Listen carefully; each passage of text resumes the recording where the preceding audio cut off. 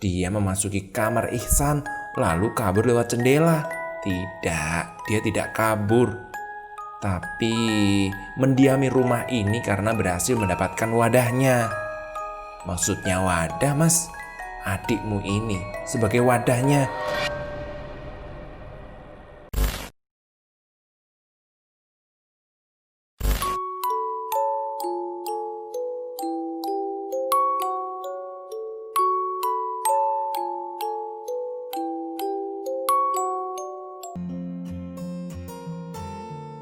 Assalamualaikum warahmatullahi wabarakatuh.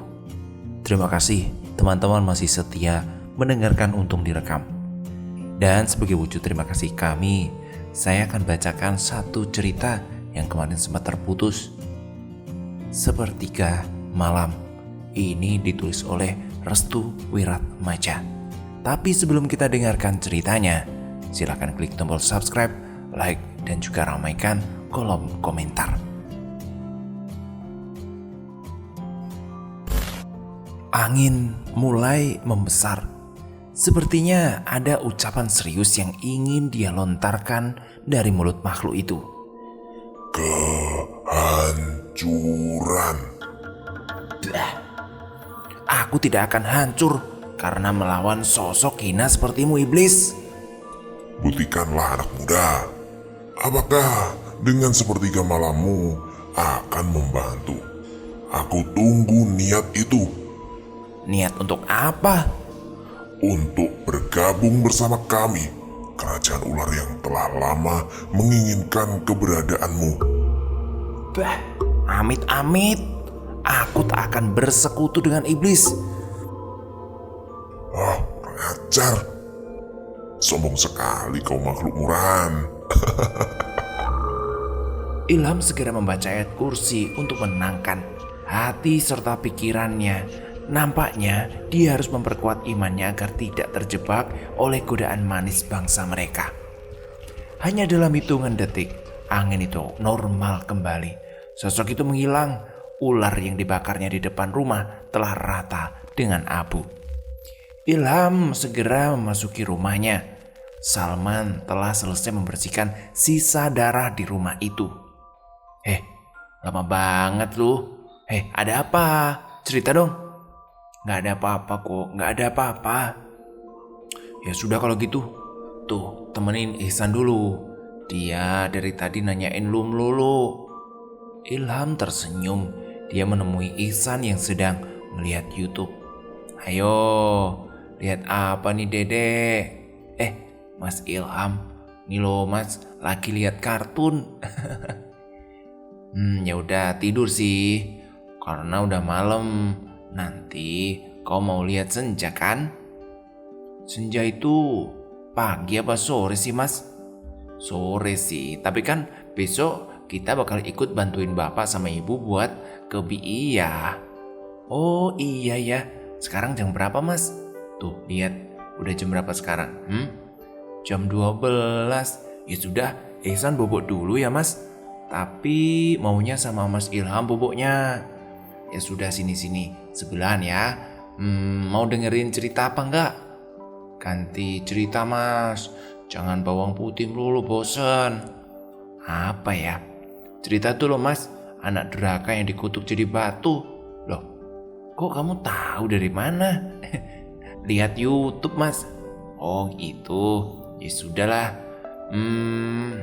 Salman sedikit melihat sikap Ilham yang sangat sayang pada Ihsan. Dulu, Ilham sangat dingin kepada siapa saja. Naluri sosialnya hilang seketika ketika ibunya meninggal dunia. Lalu ketika bapaknya menikah kembali dengan janda beranak 2, yaitu Bu Ratna. Awalnya Ilham tidak terlalu dekat dengan Mas Suryo dan Ihsan. Ternyata lambat laun dia harus bisa mengadaptasikan diri. Dan tentu dengan lingkungan baru dia. Ilham semakin terlihat bahagia ketika bertemu Ihsan. Ihsan sangat menyukai Ilham. Ilham beruntung mempunyai adik tiri yang sayang juga sama dirinya. Ilham masih bergurau ria dengan Ihsan. Nampaknya Salman mulai merasa nyaman dengan keluarga ini. Hanya saja Bu Ratna yang masih misterius hingga sekarang. Beberapa menit kemudian berselang, Ilham keluar dari kamarnya. Ihsan udah tidur? Udah man, udah. Aku lihat lu sayang banget sama dia. Ya pastilah man, gua gak punya siapa-siapa lagi. Dia paling berharga menurut gua saat ini. Lu gak boleh gitu. Lu bilang sendiri bakal ngadaptasiin diri buat ini keluarga. Iya sih man, lu gak tahu sih. Saya barusan dapat berita gak enak di pagi hari. Maksudmu apa? Ibu tiri saya udah ada rencana untuk ngusir saya. Apapun rencananya. Kok gitu? Itu langsung frontal ngomong di depan lu ya? Iya man, iya. Wah, gila bener tuh orang. Emang gak ada otak. Ya udahlah, udah yuk. Lu jelek kalau naruh tampang sedih kayak gitu. Udah biarin aja. Ntar juga dia sadar sendiri. Iya sih, amin. Semoga saja ya man. Oh iya, mengenai suara tadi tuh, lu ada yang ganjel gak sih? Maksudmu apa? Suara yang lu bilang katanya mirip ular gitu loh. Terus ada suara wanita juga. Nah, sekarang ularnya keluar di mari. Betul juga sih ya. Tapi kita harus positive thinking kan man. Maksud lu gimana sih? Kok beda sama yang tadi?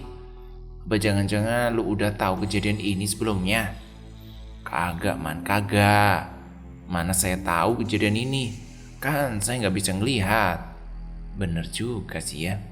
Ya udahlah, kamu tidur sana. Bentar lagi kan tahajud. Oh iya bener ya. Kamu nggak tidur kan? Iya ya, nanti saya bangunin. Terus kalau saya tidur terus ada ular, mau kita dipatok barengan? Ya enggak lah man. Yaudah, sekarang kamu tidur dulu. Sepertinya Ilham menyembunyikan sesuatu. Atau ada kaitannya dengan si nenek tadi. Atau apalah itu. Pusing banget mikirin yang gak nampak seperti ini, batin Salman. Salman masih terjaga di sekitar kamar. Barangkali ada sesuatu yang mengganjal. Dengan cepat dia akan segera membereskannya. Sepertiga malam sudah menyapa saat Salman membangunkan Ilham. Bangun. Udah jam 2 ini. Seriusan? Iya. Udah deh, coba lihat jam lu. Iya ya. Iya sudah. Saya sholat dulu ya. Ilham menuju kamar mandi untuk mengambil air wudhu. Perasaannya sama seperti kemarin. Seperti ada yang mengikutinya, namun tak tampak untuk dilihat. Perasaan ini kok kayak kemarin ya? Apa jangan-jangan dia selalu mengikutiku? Batinnya. Ilham tak terlalu memikirkannya. Dia langsung menuju kamar mandi untuk berwudu. Ketika dirinya masuk, lampu kamar mandi tiba-tiba padam seketika. Ilham masih terdiam. Dia ingin sekali melihat sosok itu langsung di hadapannya. Ceklak. Lampu itu kembali nyala. Tampak dengan jelas bayangan seorang wanita sedang meraba-raba pintu kamar mandi. Ilham mundur beberapa langkah ke belakang. Kamu takut, Nang? Kamu takut? Dia kaget mendengar ucapan itu. Yang ada di dalam pikirannya, makhluk yang mengganggunya hanya satu. Tapi nyatanya, astagfirullahaladzim, bayang itu masih meraba-raba pintu, ingin sekali membukanya. Buktikan amal tahajudmu. Ini saya ada di sini. Buktikan. Ilham kembali dihina oleh dedemit itu. Sepertinya mereka sangat senang dengan membanding-bandingkan amalan. Ilham tetap tenang. Intinya, dia tidak boleh ragu dan harus yakin. Aku tidak takut kepada makhluk hina seperti kalian. Bayangan di depan kamar mandi itu terdiam. Dia meringik ketawa kencang.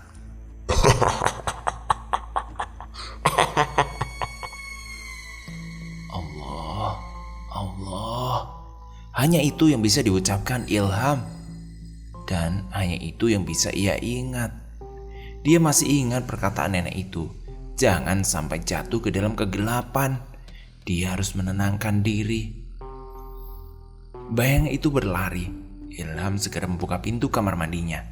Terakhir dilihat bayangan itu naik ke tangga menuju kamarnya. Astagfirullah, di sana kan ada Salman dan Ihsan. Jangan sampai dia mengganggu keduanya. Ilham segera berlari menuju sosok bayangan itu. Ilham kehilangan jejak sosok itu. Dia mencoba mencari ke arah lain. Ilham melihat jendela kamar terbuka. Dia menatap jelas seorang wanita berpakaian putih dengan rambutnya menutupi wajahnya sembari melambai-lambai ke arahnya. La ilaha illallah. Dia segera menutup jendela itu. Langsung saja dia membangunkan Salman. Man, bangun Man, bangun. Ada apa lu? Baru juga tidur. Apa? Saya lagi lihat sosok itu lagi, Man. Sosok wanita dengan gaun putih mirip seperti kuntilanak. Hah? Kamu jangan nakut-nakutin lah. Seriusan, Man. Yaudah, di mana? Di luar rumah. Ilham langsung menariknya menuju kamar Ihsan. Lah, ngapain lu narik-narik? Dia tadi ada di sini, Man, sambil membuka jendela. Mana? Oh, kagak ada gitu loh. Mana? Seriusan, saya nggak bohong. Udahlah, lu sholat aja. Man, apalagi toh? Apalagi? Saya takut Ihsan kenapa-napa. Ya sudahlah, lu sholat, saya yang jagain Ihsan. Serius Yan ya? Iya, saya serius. Oke, tunggu. Ilham menuju tempat sholat. Pikirannya hancur. Wanita bergaun putih itu menghilang dengan sekejap. Ilham memulai sholat tahajudnya. Nyalinya dia serahkan kepada Tuhan Yang Maha Esa. Ikhtiar sudah dilakukan, tinggal tawakal yang harus ditekankan. Allahu Akbar. Ilham mulai sholat dengan diawali takbiratul ihram. Bacaannya terasa gugup, tubuhnya masih saja gemetaran. Dalam benaknya hanya berpikir tentang ketenangan dan keselamatan. Beberapa hari ke depan dia akan ditinggal pergi karena Mas Suryo, Bapak dan Bu Ratna akan menuju Tegal ke rumah Pi'iyah. Allahu Akbar. Dia sujud ke hadiratnya. Harapannya hanya satu, semoga keselamatan selalu melindunginya. Ketika rakaat kedua dia mendengar langkah kaki menuju tangga. Langkah itu bukan langkah yang pernah dikenalnya. Allahu Akbar. Sujud rakaat kedua, dia selingi dengan bacaan Allahumma syu'ud ilayya. Di situ dia meneteskan air mata. Dia sudah berada di titik penyerahan. Ketika bangun, dia tak sadar sosok itu berada di hadapannya. Mungkin ini yang membedakan kekhusyuan seseorang sholat dengan yang tidak. Sosok itu tepat di hadapannya. Ilham hanya menghayati bacaan tahiyatul akhir. Sosok wanita yang tertutupi rambut yang lebat mulai menggoda dengan membuat bisikan-bisikan jahatnya. Allahumma inni a'udzubika min adzabin nar wa min fitnatil mahya wal mamat wa min fitnati masyihid dajjal. Sesosok itu kepanasan dan berlari terbirit-birit seperti ada cambuk api yang menghantamnya. Ilham mengakhiri dengan salam. Dia sebenarnya tahu ada sesuatu yang mengganggunya, namun dia kuatkan iman dan tekadnya hanya kepada Allah. Ilham segera merapikan sajadahnya. Dia menuju kamar yang mendapati Salman tertidur di sebelah Ihsan.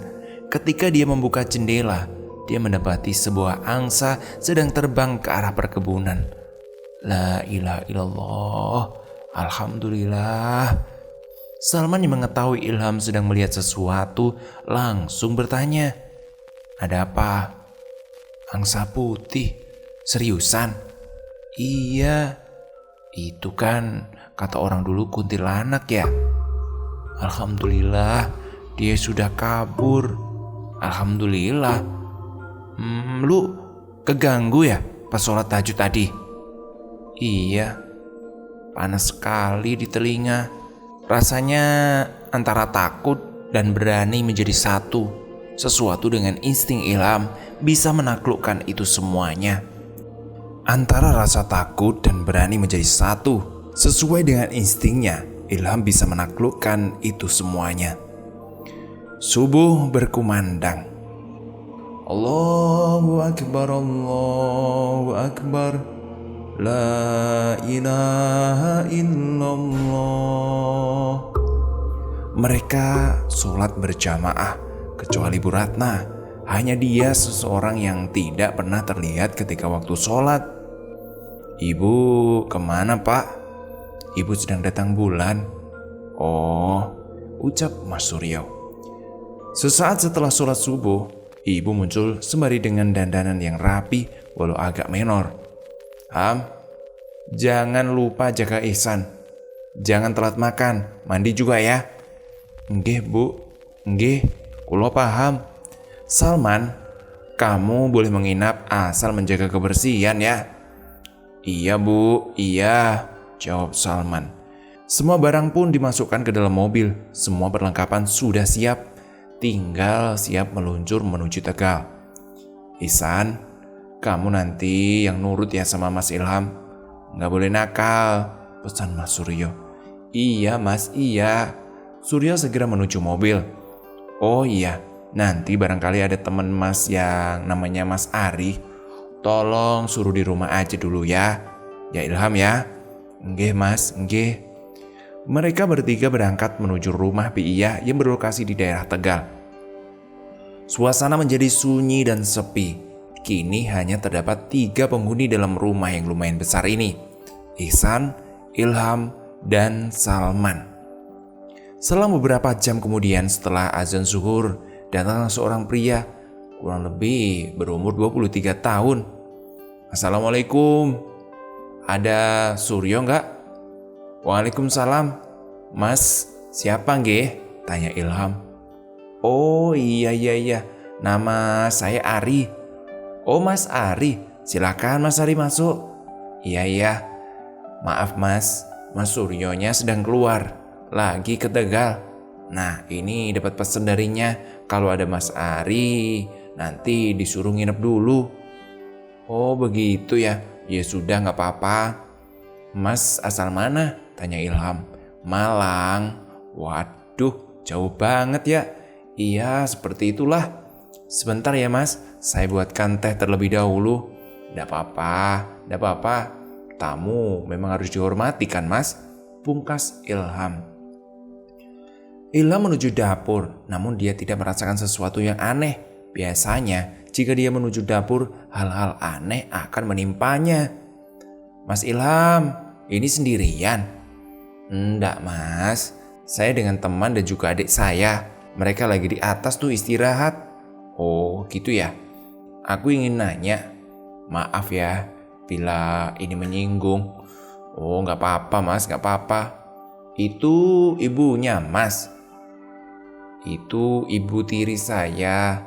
Kenapa memang? Oh, ibu tiri toh. Enggih Mas, kenapa memangnya? Gak apa-apa, aku belum pernah melihat cincin itu. Kok ada cincin bermotif ular seperti itu di zaman sekarang? Wah, entahlah Mas, kan zaman juga sudah maju. Benar juga ya. Monggo Mas, diminum tehnya. Oh iya. Ari masih melihat pemandangan aneh di sekelilingnya. Dia mendapati berbagai hal mistis yang tersimpan di rumah ini. Mas, percaya dengan hal mistis tidak? Tanya Ilham. Kenapa memang? 2 hari ini, di sepertiga malamku terganggu oleh sesuatu Mas. Apakah ini merupakan sebuah gangguan ya? Maksudmu gimana sih? Setiap kamu sholat tahajud ada yang ganggu gitu? Iya Mas, iya. Bukannya kalau sepertiga malam para malaikat itu turun ya, membawa 2 keranjang yang berisi ampunan dan rizki. Iya Mas, itu benar sekali. Tapi mengapa ya aku mendapati sosok yang mengerikan? Coba sekarang ceritain dari awal. Ella menceritakan awal pertama kali mendapati sesuatu itu. Di luar dugaan, namun hal ini mungkin saja terjadi. Oh, itu seperti kiriman dek. Maksud Mas gimana? Biasanya itu kiriman untuk mengganggu kamu. Memang aku juga pernah merasakan hal itu, tapi sepertinya ada seseorang yang tidak menyukaimu. Apa itu bisa jadi dari keluarga sendiri, Mas? Mungkin saja. Ketika obrolan masih berlanjut, Ihsan turun kamar bersama dengan Salman. Mas Ilham, Mas. Kenapa? Sini. Ihsan berlari menuju Ilham. Mas, Ihsan takut, Mas. Takut. Takut kenapa? Mas Suryo kecelakaan. Dah, maksudnya gimana? Ilham menatap wajah Salman, namun dia hanya terdiam. Tadi Ihsan mimpi Mas Suryo kecelakaan. Oh alah, cuma mimpi toh dek. Sebentar. Ari langsung memotong pembicaraan mereka. Kenapa Mas?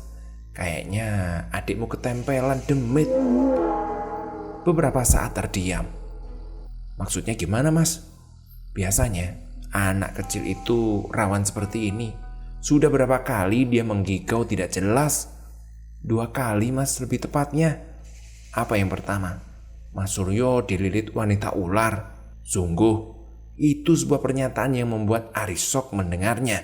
Mana mungkin selama yang dipikirkannya akan menjadi kenyataan. Mas Ari kenapa? Aku sudah tahu itu sudah lama. Kalau Ari selalu diganggu oleh wanita ular, makanya dia mengirimkanku ke sini. Ari memegangi dahi Ihsan. Tubuh Ihsan seketika menjadi hangat. Mas, boleh minta tolong ambilkan air putih hangat? Oh iya Mas, sebentar ya.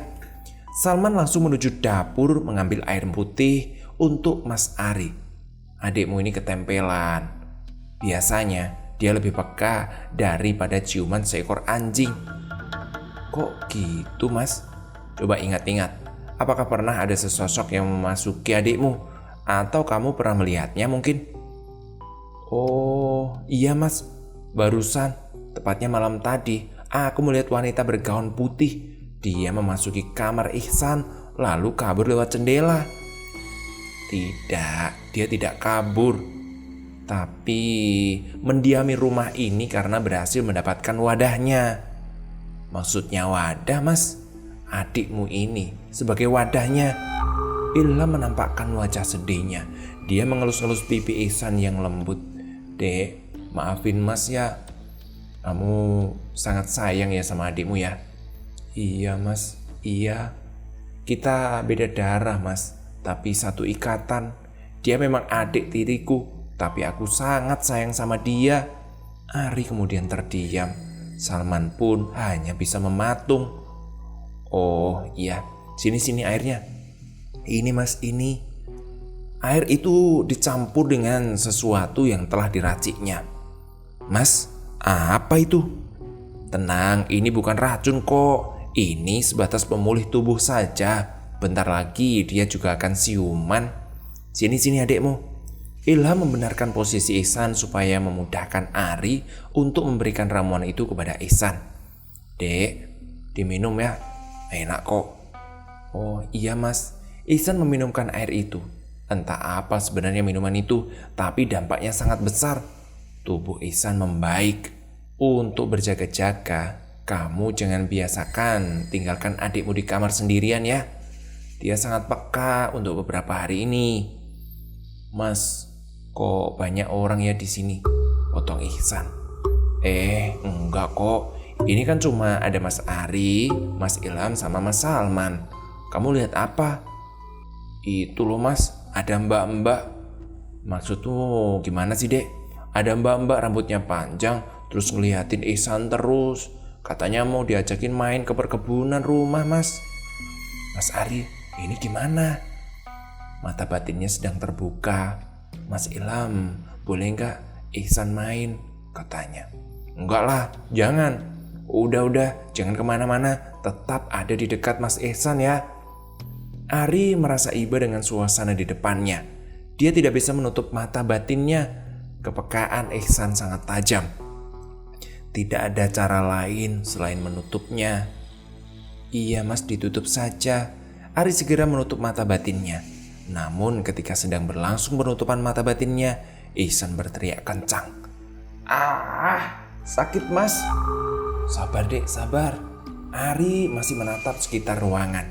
Dipenuhi ruangan itu oleh para demit yang berasal dari sekitar rumahnya. Astagfirullahaladzim. Ada apa, Mas?